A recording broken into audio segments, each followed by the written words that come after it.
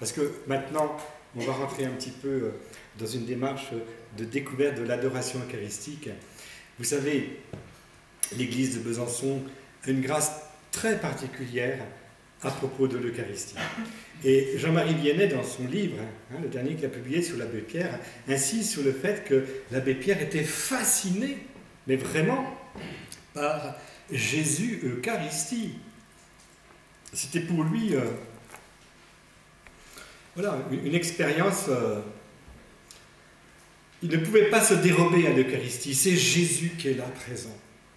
Et lui qui était fasciné par les pauvres, était encore plus fasciné par le pauvre des pauvres qu'est Jésus dans l'Eucharistie.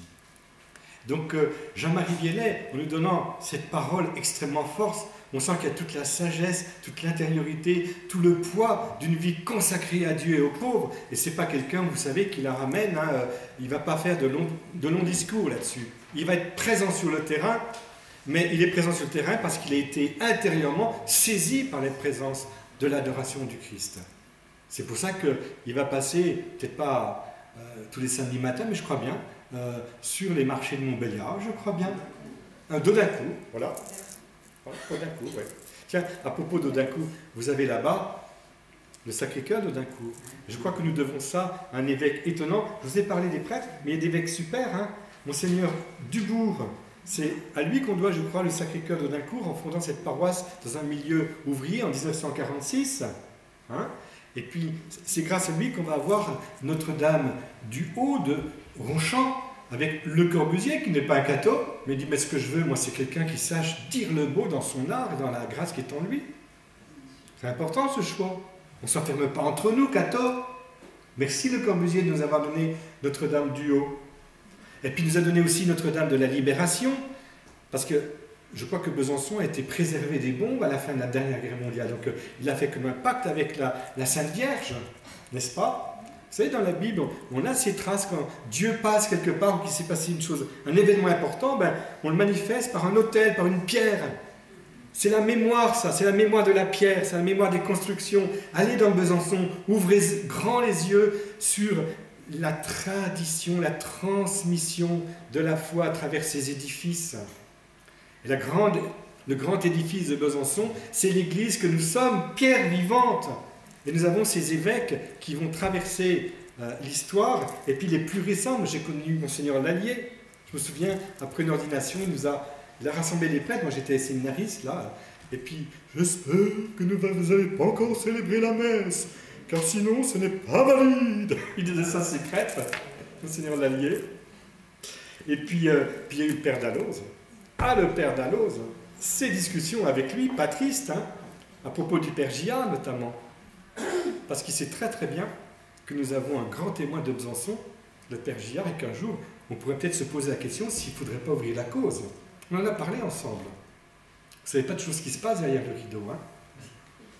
Et nous avons parlé des grâces de l'Eucharistie, notamment du cœur eucharistique, et il me disait, mais tu sais, Jean-Louis, je me revois encore dans son évêché, moi j'étais formé à la Catho de Paris, le Sacré-Cœur, non, j'ai pas tellement été, je me suis pas tellement arrêté sur ces réalités-là, parce que nous avons parlé de la grâce du diocèse de Besançon au niveau de l'Eucharistie, avec Faverney. Vous savez qu'à Faverney, je crois c'est en 1600 et quelques, 1608, voilà, c'est ça. Hein, eh bien, il s'est passé un signe, il y a un incendie qui brûle, et puis le reposoir va disparaître, où il y avait donc l'ostensoir, et on trouve que le matin, après l'incendie, l'ostensoir était en l'air, comme ça, suspendu dans le vide, au-dessus des restes qui étaient carbonisés, et ça va rester 33 heures, ça va permettre à tout le monde de voir le signe que Jésus donne. Hein, et non mais, c'est fabuleux ce qui s'est passé, hein. C'était une période également où on avait une remise en cause de la présence réelle de Jésus dans l'Eucharistie, Faverney. Et le bon Dieu, il n'est pas en panne de signes, hein, sur le diocèse de Besançon. Il va offrir en 1854 une grâce à une certaine laïque consacrée, une forme de vie religieuse, mais sans le voile, hein, une certaine Sophie Prouvier. Et à Sophie Prouvier, il va confier des choses étonnantes. Il était donc en séjour à Besançon. Et c'était le 22 janvier, à la mort du Père Chaminade, fondateur des Marianistes. Et un dimanche, le Très Saint-Sacrement était exposé et se sentit vivement pressée d'aller l'adorer. Donc elle se rend, et là elle dit, un profond silence me saisit, je reste toujours embarrassée pour dire ce qui se passa alors, car je ne comprends pas. J'étais plongée dans la contemplation de notre Seigneur, que je voyais du tabernacle me montrer son cœur navré de douleur devant le peu d'amour que lui portent les âmes favorisées de ses dons et admises à la communion fréquente. Une parole intérieure, elle m'entoure et ne me console pas. Combien de fois, je l'avoue, le Seigneur me dit, mais enfin Jean-Louis, oh, tu viens de communier, tu m'as dit je t'aime. Combien de fois nous communions n'ont pas la qualité d'une rencontre personnelle avec celui qui se donne et qui s'abandonne à nous.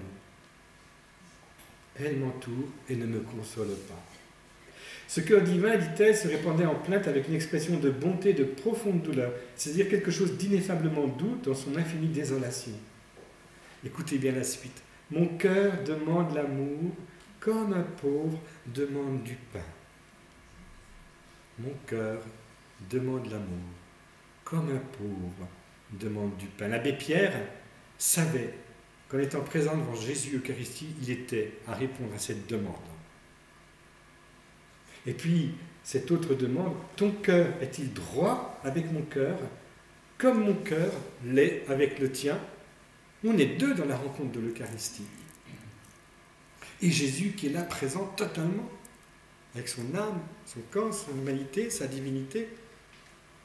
Et Jésus qui attend ma venue.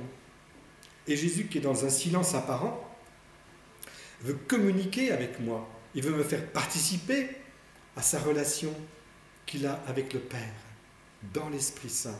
Il veut me faire participer à la relation qu'il a avec mon frère, ma soeur, mon père, ma mère, mon enfant, si je suis père, et mon voisin.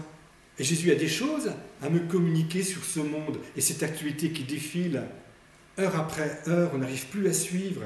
Et Jésus est là, dans l'Eucharistie. Il accompagne tout.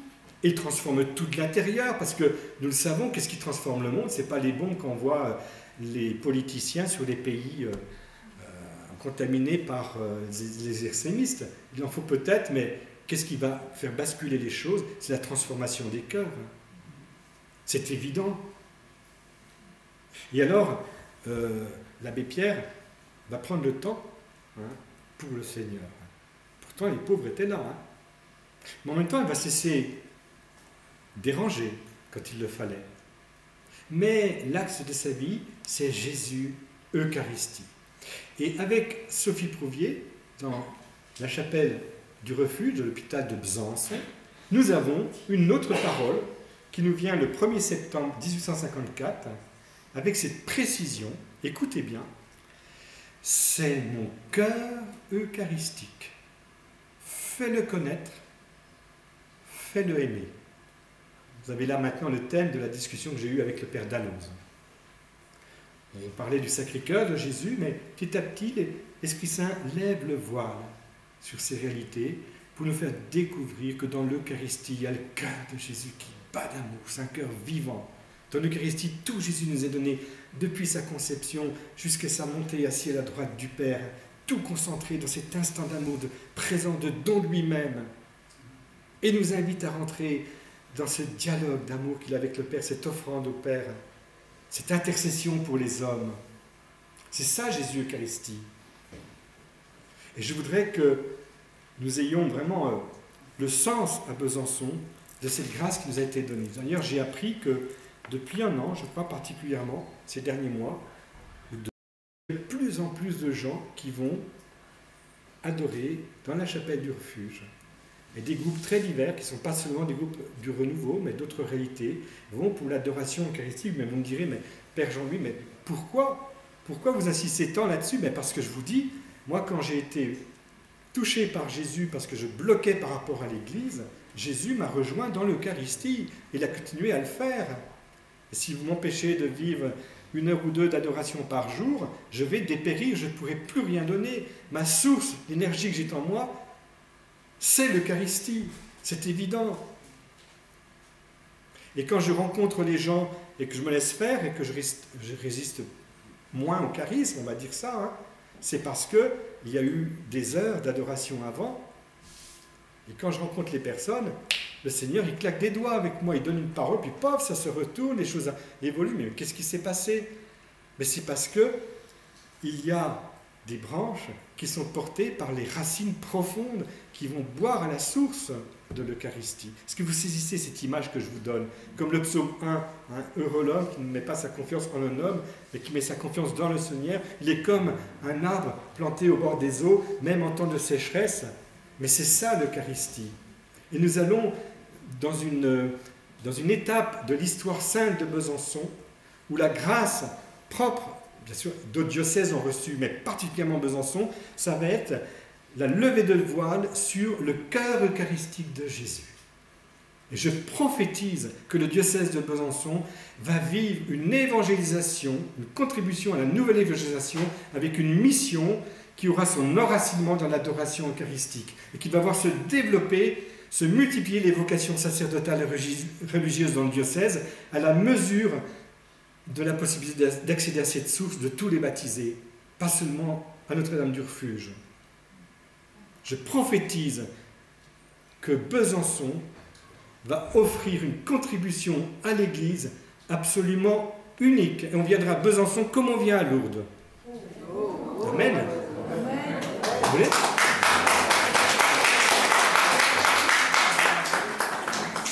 Vous savez, si je vous donne ces paroles-là, ce n'est pas pour passer... D'ailleurs, le ridicule ne m'effraie pas. Mais c'est pour vous dire que j'étais tellement dépassé par l'événement de l'Eucharistie que je suis obligé de ne pas me taire. Je ne peux plus contenir cette parole. C'est plus possible de contenir cette parole sur l'Eucharistie. L'Eucharistie, c'est, je dirais, le centre du monde, du cosmos, un centre géographique si on veut, mais aussi un centre dans l'histoire. Tout est concentré dans l'Eucharistie. On n'est plus dans le temps, dans l'espace. Tout Dieu est là, la Trinité Sainte est là, les échanges du Père, du Fils, dans l'Esprit, ils sont là dans l'Eucharistie. Il n'y a pas Jésus tout seul là. Non, c'est Jésus en dialogue avec le Père, avec l'Esprit Saint, et puis ce souffle qu'il a remis à la croix, ce dernier souffle, ce souffle de récréation, mais nous le recevons par l'Eucharistie, par l'adoration eucharistique. Jésus est vraiment l'envoyé du Père, mais il est pour toujours l'envoyé du Père. Et comme Jésus, eh bien, a plus de tout dans son sac, quand il voit qu'une église périclite et qu'on n'est plus à la hauteur de l'apostolat qu'il veut confier à son corps, membre que nous sommes de son corps, eh bien, il continue d'être l'apôtre du Père dans l'Eucharistie. Et il rame pour nous, il rame tout seul. Des fois, il y a plein de tabernacles où Jésus est seul. Et il va demander d'ailleurs un jour à Dina Bélanger, qui lui dit, la bienheureuse Dina, elle est morte en 29, qu'est-ce qui te ferait plaisir, Jésus? Offre à mon Père la patience et l'amour de mon cœur eucharistique présent dans tous les tabernacles du monde. C'est bon ça, hein, cette réponse. Je vous la répète. Offre à mon Père, là où tu es, sans bouger, en quelques secondes, en un instant, l'amour et la patience de mon cœur eucharistique présent dans tous les tabernacles du monde. Et nous sommes invités, mais vraiment, à vivre de cet apostolat du Christ. Mais vraiment, parce que nous avons été immergés dans la vie de Jésus, mort et ressuscité, nous ne pouvons pas passer à côté de cette mission du Fils de Dieu, l'apôtre du Père, dans la présence réelle de l'Eucharistie. Il ne s'agit pas seulement d'avoir la messe, et c'est important la messe, parce qu'on écoute la parole, et tout est donné dans le cadre d'une communion d'église. Et écouter la parole, la recevoir dans le cadre de la communion, c'est essentiel. Mais en même temps, il faut assimiler tout ça. Moi, quand j'étais infirmier, vous aviez des enfants, on leur donnait tout. Il y avait des perfusions, il y avait du glucose, il y avait des vitamines, il y avait tout. Et puis ils dépérissaient. On se dit, mais qu'est-ce qui se passe? Ben oui, parce qu'ils vivent d'un syndrome qui est de ne pas avoir été caressé, pris dans les bras d'un infirmier, d'une infirmière, pour retrouver le contact maternel et paternel qui lui donne de la vie. Et on appelle ça le syndrome d'hospitalisme. Et quand on a compris ça, on a pris les bébés, les enfants dans les bras, et ça y est, les vitamines ont fonctionné, le glucose a été efficace, et puis tout le reste, et les enfants ne mouraient plus. Et nous sommes dans un syndrome d'hospitalisme si nous ne sommes pas caressés par notre Dieu, par son esprit d'amour dans l'Eucharistie. Et il faut prendre du temps dans l'Eucharistie. Quand vous allez voir quelqu'un, vous n'allez pas tout de suite déblatérer des choses et puis allez, ça y est, on passe à autre chose et puis on s'en va. Et puis, tu sais, j'ai affaire. Non, dans l'Eucharistie, il faut s'apprivoiser, prendre le temps, gratuit, le perdre, le brûler le temps. Et à ce moment-là, Jésus commence à voir que le lac s'apaise. Et puis il commence à nous faire des confidences. Moi, ça m'arrive des fois d'avoir des distractions qui me viennent au bout de 10 minutes, un quart d'heure. Ah, mais Jésus, mais heureusement que je prends le temps de m'asseoir et puis d'être avec toi parce que je n'avais plus pensé à ça. Ça me vient. Alors écoute, tu sais pas, Jésus, je mets par écrit et qu'on continue d'être ensemble. Et c'est comme ça que j'avance. Quand j'ai écrit mon livre, là, je ne l'ai pas porté parce que je n'étais pas venu pour faire de la pub sur mes travaux, mais j'ai passé plus de temps à genoux, enfin pas à genoux parce que les genoux font mal maintenant, mais plus de temps à contempler Jésus dans l'Eucharistie qu'à rédiger mon bouquin. Et c'est pareil pour cette rencontre, j'ai passé plus de temps avec lui dans la prière qu'à taper des petites choses qui ne servent à rien. En fait, Jésus, il faut recevoir dans l'instant présent ce qu'il vous donne, l'Eucharistie. Alors, je ne voudrais pas être trop long parce que je vois que l'heure a passé et j'aimerais bien qu'on prenne un bon temps d'adoration eucharistique. Si vous permettez, je vais vous offrir la possibilité de vivre une introduction à l'adoration eucharistique maintenant, avec une petite pause, on va aller aux toilettes, on se dit des petites choses sympas entre nous, une petite pause, 5-10 minutes, peut-être un petit chant. Après, on reprend par un petit chant et puis on va adorer, ou plutôt, j'aime pas dire on va adorer parce que c'est l'Esprit qui adore en nous. On va se laisser surprendre par l'adoration de Jésus. Il est le véritable adorateur du Père. Et puis nous, dans le renouveau charismatique, nous croyons que la louange, c'est l'élément, je dirais, qui fait la différence dans le renouveau avec les autres charismes vécus dans l'Église à travers des communautés ou à travers des fraternités ou à travers des mouvements. La louange, parce que la louange nous met au diapason des anges qui louent Dieu sans cesse. Et quand on loue le Seigneur, même si tu arrives tout crotté, pécheur, pauvre, le Seigneur, il n'en a rien à cirer, ce n'est pas son problème. Il te dit, allez vite, mets l'habit de fête, laisse-toi plonger dans mon cœur eucharistique renouvelé et fais la fête avec moi, avec le Père. Et ne te laisse pas avoir par les tristesses des hommes, ne te laisse pas avoir par le jugement, pas la peur. Saïd Oujibou, il dit à ma communauté, mais enfin, de quoi avez-vous peur? Il a dit ça à mon supérieur de communauté qui avait vécu à Tunis, où vraiment il fallait la fermer, il ne fallait surtout pas annoncer Jésus, surtout pas le kérigme. Raymond Alter, il va se battre durant toute sa vie, mais si le kérigme, il faut l'annoncer, Jésus est vivant, il est ressuscité, il a donné sa vie pour moi. Bon, eh ben, Saïd, il avait pigé tout Raymond Alter sans l'avoir rencontré une seule fois de sa vie, et il dit, mais il faut savoir qu'à Tunis, vous avez des profs d'université avec des élèves qui n'hésitent pas, des étudiants, à se retrouver, à louer le Seigneur, et puis ils ne le cachent pas au niveau du gouvernement. Et le gouvernement laisse faire. Parce que quand ça vient du Seigneur, c'est irrésistible. On a envie de vivre ce que vivent les autres. Et mon ami Joseph Fadel me disait, quand je suis allé le voir à Bordeaux la dernière fois, là, il me disait, mais tu sais, en Arabie Saoudite, on s'arrache le livre. On s'arrache mon livre, qui s'appelle « Le prix à payer ». Non, il faut savoir que dans l'Eucharistie, nous sommes plongés dans la mort et dans la résurrection de Jésus. D'ailleurs, à propos de l'Eucharistie, je voulais vous raconter une aventure qui m'est arrivée avec Raymond Alter. C'était le début où je reprenais pied dans le renouveau. Je venais de terminer mes études d'infirmier et j'allais... Donc, il y a eu la Pentecôte des pauvres, je crois, en 81 ou 4, je ne sais plus, enfin peu importe, à Strasbourg. Non, la Pentecôte de Strasbourg. Et puis, il y a eu cette rencontre avec les protestants, donc il y avait Raymond Alter, il y avait Monseigneur Guédon, dans le Renouveau, et le dimanche, les catholiques d'un côté, pour célébrer la messe, et les protestants de l'autre. Et à ce moment-là, à la fin de la messe, je reçois une parole intérieure, au moment de l'action de grâce, tout le monde est en silence, il y a une personne en assistance qui a des doutes sur son baptême. Elle demande un baptême par immersion. Et je lui dis de ne pas faire cette demande parce qu'elle est vraiment baptisée. Elle n'a pas besoin d'être baptisée par immersion, de renouveler quoi que ce soit. Elle est dans mon cœur, baptisée, immergée dans mon cœur pour toujours. Alors, moi, je ne suis pas trop habitué à ce genre de choses. Et alors, j'en parle à Raymond qui me dit, va voir Guédon. Et puis Guédon me dit, oui, allez-y, le Seigneur Guédon. Alors, je prends le micro, puis j'annonce ça. Puis je me tais, puis je rentre à ma place, la messe se termine, tout de suite une volée de moineaux qui vient vers moi, un groupe de prière d'Antibes, eh bien elle est dans notre groupe de prière. Effectivement, elle est catholique, mais elle a des doutes, donc elle n'est pas venue à la messe, elle est venue chez les protestants, elle demande qu'on prie pour que le Seigneur lui donne un signe, c'est des évangéliques qui étaient allés, pour savoir si oui ou non elle devait les écouter et demander un baptême par immersion. Ah ben dis donc, je dis ben vous me l'amenez, hein, pas de problème. Donc la personne, ils finissent par la trouver, elle vient me rencontrer, et je lui dis la grâce que j'ai reçue pour elle, la parole. Ah, je ne suis pas d'accord, dit-elle, j'ai quand même envie d'y aller. On demande des fois des signes au Seigneur, on demande des réponses, mais quand la réponse vient, hein, on prend la poudre d'escampette. Hein. Durant ce week-end, durant ces rencontres, je ne sais pas ce que le Seigneur me donne tout à fait, parce que je ne maîtrise pas la situation. Mais je sais que le Seigneur est en train de toucher le cœur de plusieurs personnes parmi vous.